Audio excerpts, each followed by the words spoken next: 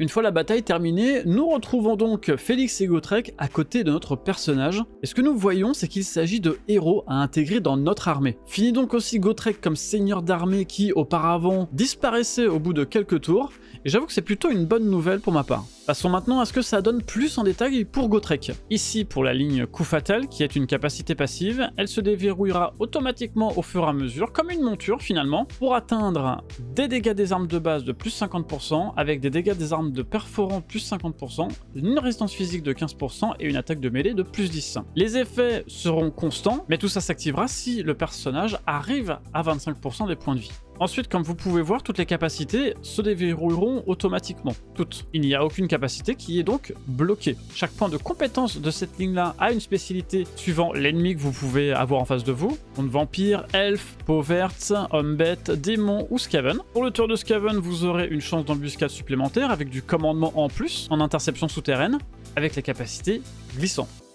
Pour le tour de démon, on aura donc une résistance au sort de 15%, avec une baisse de la corruption de -2 et un bonus d'armure de plus 10 lorsque l'on affronte des guerriers du chaos, des nains du chaos, des norses ou des démons du chaos. Pour le tour de bête, un avantage de plus 10% en déplacement de campagne avec le déploiement en avant-garde, ainsi que la capacité bûcheron au combat contre les hommes bêtes. Contre les peaux vertes, nous aurons un bonus de défense en mêlée de plus 7, des délais de renfort réduits et un commandement de plus 10. Contre les elfes, nous aurons 20% de chance de bloquer les tirs, ce qui est quand même pas mal, une résistance aux projectiles de 10% et une portée de nos tirs de 10% aussi. Et enfin contre les contes vampires, notre armée résistera mieux à l'usure, aura une résistance physique de 10% et 10% de puissance des tirs accrue contre les contes vampires, la côte vampire et les rois des tombes. À cela, ajoutez le destin de Grimnir avec un bonus contre les unités larges de 10 et la capacité fatalité de Gotrek qui rajoutera pendant 22 secondes 40 de défense en mêlée et 40% de résistance ultime. Le chasseur de trésors qui nous donnera plus de chances de trouver un objet magique et des revenus post-bataille accrus de 15%. À l'offensive qui donnera un bonus d'attaque en mêlée à toute l'armée de 4. L'aventurier aguerri qui donnera 10% de points de vie en plus à Gotrek et un temps de récupération des blessures réduit de 2 points. Et enfin Inébranlable qui lui donnera une vigueur parfaite et il provoquera la peur. Le reste étant assez classique, on va passer à Félix.